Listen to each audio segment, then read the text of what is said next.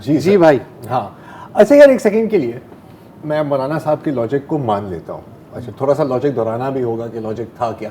Logic یہ تھا, اگر مجھے درست سمجھ رہا ہوں, کہ یہ وہاں گئی اور کچھ حاصل نہیں ہوا, کیونکہ اس کے ایک دن بعد ہی شاید یا 2 دن بعد یہ جو ابھی چمن پر جو حملہ ہوا ہے, 1 ہفتے بعد یا جو بھی, ٹھیک ہے, اور کہ دہشت گردی بھی ختم نہیں ہوئی, اور ان کا یہ کہنا تھا کہ بہت بہتر ہوتا کہ علماء کا ایک وفد جاتا یا اپنے ساتھ علماء لے جاتی. اچھا دیکھیں اگین یہ جو علماء کی بات کر رہے ہیں, میں خیال اصل مقصد ان کا یہ نہیں ہے. اصل مقصد اٹینشن نہیں, اٹینشن تو ہے ہی ہے, لیکن اگین نا کہ یار یہ جو خواتین ہیں, ہاں یہ یار میرے ساتھ بھی بیٹھی ہوئی ہیں پارلیمنٹ میں, شور بھی مچاتی ہیں, آواز بھی اٹھاتی ہیں, کیوں؟ کوئی حق نہیں ہے, کیونکہ جب بات کرتے ہیں نا کہ اپنے حدود میں رہیں. اچھا حدود کا پھر بیچ میں انہوں نے یہ بھی کہا جو ہم نے دکھایا نہیں کہ مریم اورنگزیب ٹھیک ہے وزیر اطلاعات ہیں, ہم انہیں مانتے ہیں, لیکن یہ کہ وہاں حساس علاقہ ہے, وہاں عورت کی قیادت میں کیوں وفد گیا, ان کی دلیل یہ تھی بیسیکلی.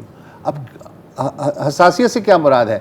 ہم نے ایک سمبولکلی نیشنل نیریٹو بغیر کچھ کہے ان تک پہنچا دیا کہ بھائی آپ اپنی خواتین کے ساتھ جو بھی کریں, آپ کے جو شریعت کی تشریح ہے اس کی روشنی میں, لیکن ہمارے ہاں جو خواتین ہیں وہ لیڈ کرتی ہیں. اور پھر ظاہر ہے کہ پھر مجھے وہی یاد آ جاتی ہے پرانی دلیل کہ جی کس کا نام نہ لیں, فاطمہ جناح کا نام نہ لیں, محترمہ بے نظیر بھٹو کا نہ لیں, کلثوم نواز جو ہے بہت ہے. نہیں لیکن دیکھیں الٹیمیٹلی بات وہی ہوئی نا, ہم جب یہ بات کرتے ہیں نا حدود میں رہیں, حدود کا تعین بھی خود ہی کریں گے.